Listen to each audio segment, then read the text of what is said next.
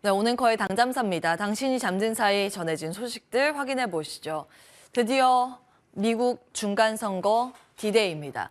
결과는 우리 시간으로 오후 5시 정도에 전해진다고 합니다. 지금 여론조사 결과 발표는 공화당이 상하당 모두 승리를 할 것이라고 보도가 되고 있습니다. 그에 대한 기대감이 이제 증시에 반영된 모습이 간밤 굉장히 뚜렷하게 나왔는데요. 선거 종료 자체도 시장에서는 호재로 인식이 되는데 대통령과 의회가 분열된다면 평균보다 상승률이 시장 더 나올 것이라는 그런 이제 과거의 사례 기대감이 반영이 되는 모습이죠. 의회를 이제 공화당이 다 장악을 하면 이제 분열의 이 패턴이 나오기 때문에 그렇습니다. 3대 지수 일제히 상승세를 시연을 했습니다. 그런데 장중에 꽤 멀미나게 아래로 이제 급격하게 출렁이는 모습이 한번 있었습니다. 이건 이제 주식 시장이 아니라 암호화폐 시장, 크립토 시장의 급락 때문에 그 영향을 좀 받았었는데요.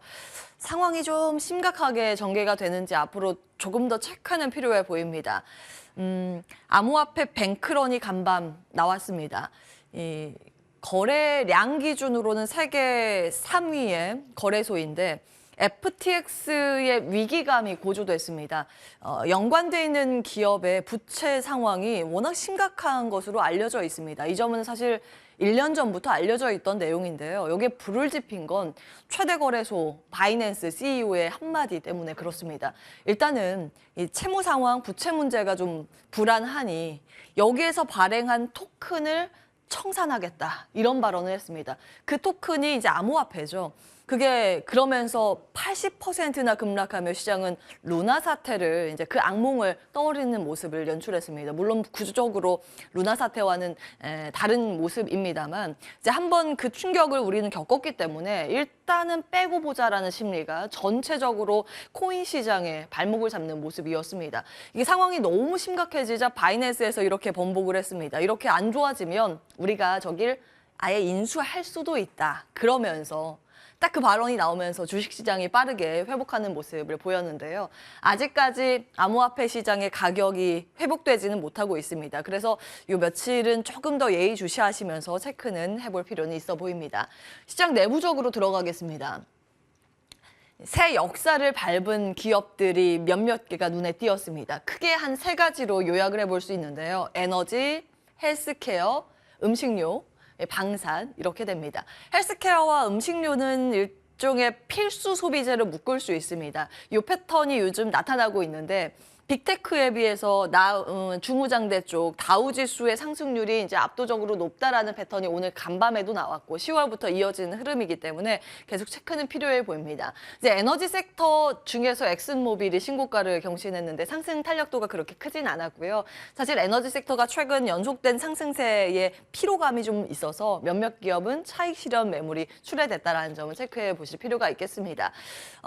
시장 대비 이제 아웃퍼폼했던 종목들이 바이오에서 많이 나왔습니다. 암제는 신약 후보 물질에서 이제 콜레스테롤 축소를 많이 시켰다라는 이 임상 결과가 발표되자 또 급등을 했고 머크나 일라이릴리 등의 헬스케어 섹터 내에서 최근 들어서 M&A가 굉장히 빠르게 전개되고 있으면서 이제 시장의 이목을 끄는 모습이 요즘 계속 반복되고 있습니다. 맥도날드도 신고가를 가는 모습이었고요. 이날 자유 소비재, 임의 소비재는 떨어졌는데 이런 필수 소비재가 또 상승을 했다라는 패턴도 기억을 해보셔야겠습니다. 방산 섹터 안에서 로키드 마틴이 또 신고가를 경신했습니다. 특별한 어떤 재료는 없었는데 이쪽에서 신고가가 나오고 있는 게 신기해서 하나 기입을 해봤습니다. 다음 넘어가겠습니다. 테마 섹터 안에서 움직임을 좀 체크를 해봤는데 크게 한 3가지가 요약을 해볼 수 있는 내용입니다. 첫 번째는 원소재 관련 테마주들의 질주, 리튬, 알루미늄, 구리, 우라늄, 화학의 강세가 뚜렷하게 나타났습니다. 광물이 정말 중요하다, 앞으로 더 중요할 것이다 이런 것은 당잠사를 통해서 워낙 이제 많이 말씀을 드렸기 때문에 넘어가도록 하고요. 그리고 한 가지 뚜렷한 부분은 또 반도체 강세입니다. 반도체 대형주들의 강세도 두드러졌지만 소부장단이 굉장히 강하게 질주를 하면서 필라델피아 반도체 지수가 2% 넘는 강세를 시현했고요. 달러 인덱스도 꺾이고 이제 외환 시장의 반응도 차분하게 전개됐습니다. 달러당 원화 가격, NDF 역외 환율의 반응도 굉장히 우리 시장에 우호적으로 나왔기 때문에 오늘 우리 장세의 출발단에서는 그래도 좀 편안하게 출발을 하지 않을까라는 그 밑그림을 그려가는 모습입니다. 자, 여기에 이제 반도체뿐만이 아니라 태양광 등의 신재생의 강세도 있었는데요. 이건 사실 이제 민주당이 열세를 차지하면서 계속 이제 뒷걸음질 쳤었던 관련 테마 섹터죠. 그런데 솔라엣지와 선파워에서 어닝 서프라이즈를 기록하면서 이 섹터 자체를 좀 끌고 가는 모습, 더불어서 풍력 테마도 이날 강세를 보였다는 점 특이합니다. 역시 이 매크로나 시장의 전체적인 판세를 이겨낼 수 있는 건 실적이지 않을까라는 생각도 듭니다. 일단 이 안에서 리튬과 반도체 이야기 따로 정리를 해보도록 하겠습니다. 리튬은 중국에서 또 추가된 소식이 전해지고 있어서요. 오늘 장중에 관련주에 반응이 있는지 한번 체크해 보실 필요는 있겠습니다. 지금 워낙 리튬의 수요가 급증하고 있지 않습니까? 신재생 돌리려면 전기차도 그렇고 다른 에너지도 마찬가지입니다. 리튬, 구리 이런 것들이 정말 많이 필요한데 그러다 보니 이제 중국에서 도자기 공장에서조차 그 도자기 공장 라인을 바꿔서 일부를 리튬 덩어리를 만들고 있다고 합니다. 배터리에 들어가는 리튬 덩어리인데요. 얼마나 이제 광물이 앞으로 더 중요할까를 일깨워주는 대목이지 않을까 싶습니다. 국내 연관된 밸류체인은 사실 유통보다는 이제 생산 쪽이 좀 비중이 있는 편이고요. 분쇄 가공 쪽은 워낙 이제 가볍다 보니까 이게 장점이자 단점입니다. 가볍게 올라갈 수도 있고 가볍게 또 떨어질 수 있다는 점 좀 체크는 필요해 보입니다. 이제 반도체 이야기 해보겠습니다. 10월부터 당잠사에서는 이 내용 꾸준히 전해드리고 있죠. 10월 5일 화면입니다.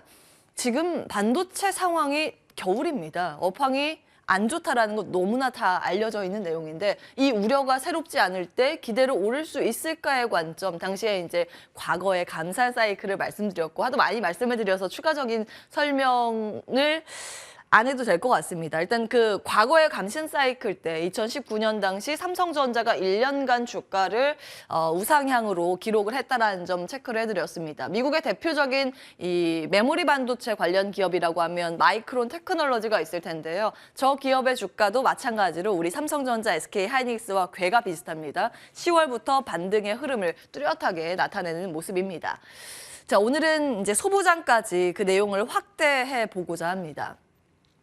사실은 반도체의 업황 자체가 아직 살아날 신호가 나타나고 있지 않기 때문에 이런 기대감만으로 오를 때는 대형이 먼저 앞서고 이 아우들은 그 이후에 업황 신호가 뚜렷하게 나타날 때 움직이지 않습니까? 그래서 지금 당장 보자는 그런 관점이라기보다는 내년에 준비하는 마음으로 이제 차분하게 하나하나 정리해 볼 필요가 있지 않을까라는 관점, 자금의 흐름이 변동이 되고 있어서 그 점을 오늘 좀 주목을 해볼까 합니다.